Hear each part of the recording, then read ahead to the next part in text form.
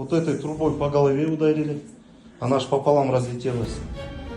Жолдошум Сабады деген келиндин күйөөсү Адилет Калдыбаев өз версиясын айтып берди. Буга чейин 29 жаштагы Айзада Болотбекова үй бүлөлүк зомбулуктан жаракат алып, ооруканада жатканын билдирген. Ал эми жолдошу ага кол көтөрбөгөнүн, окуя болгон күнү жумуштан кийин өзү досу менен сыра ичип, келинчегине вино алып келип бергенин айтты. Анан үйгө келгенде жубайы мас болуп калып, унаадан түшпөй ызы-чуу кылган деди. Ал унаанын рулуна отуруп алгандыктан түшүрөйүн деп тартып жатканда жыгылган жана мага атырыла бергендиктен ары түрткөндө бир нече жолу кулаган. Денесиндеги көгалатактар ошондо пайда болгон. Мен чуу салып жатканда токтотоюн деп бетине бир жолу шапалак менен чапкам. Бирок кайра күчөп мага атырылды, деди арызданган келиндин жолдошу.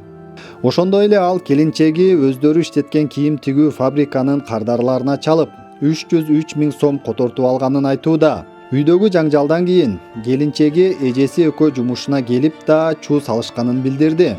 Бул учурда күйөөсү башынан жаракат алып, учурда ооруканада жатканын белгиледи. Так, вот эта женщина пришла на работу ко мне, выключила, вон там была камера, она ее выключила. Он у него в кармане. Потом спокойно сидела со мной, начала мешать мне работать, ногу ставить вот сюда, вот грязь даже видна, как она ставит, это из ее обуви.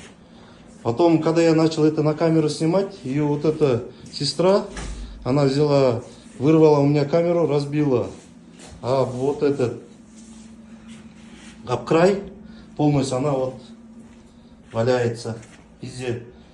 iPhone 13 Pro. Потом, когда я пытался отобрать у нее телефон, начала бить она с криками: почему ты мою сестренку побил, хотя я не бил.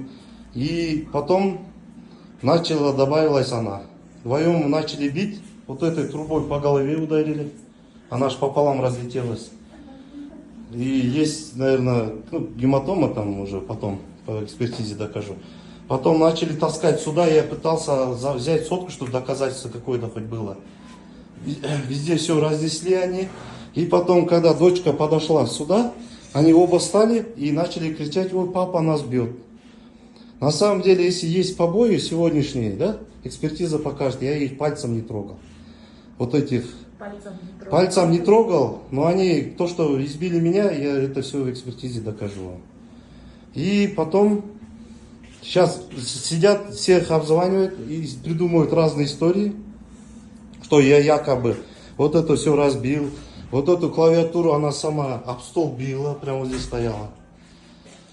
И вот так, вот это все натворила, пока еще жена она. Конечно, это документально только, но это исправимо. Скоро исправим эти моменты. И вот она, вот мое рабочее место, где как поступают окосажены.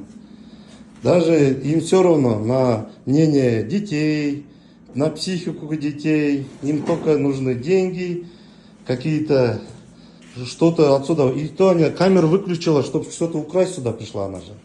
А так она сюда не имеет права заходить. Это мой личный кабинет.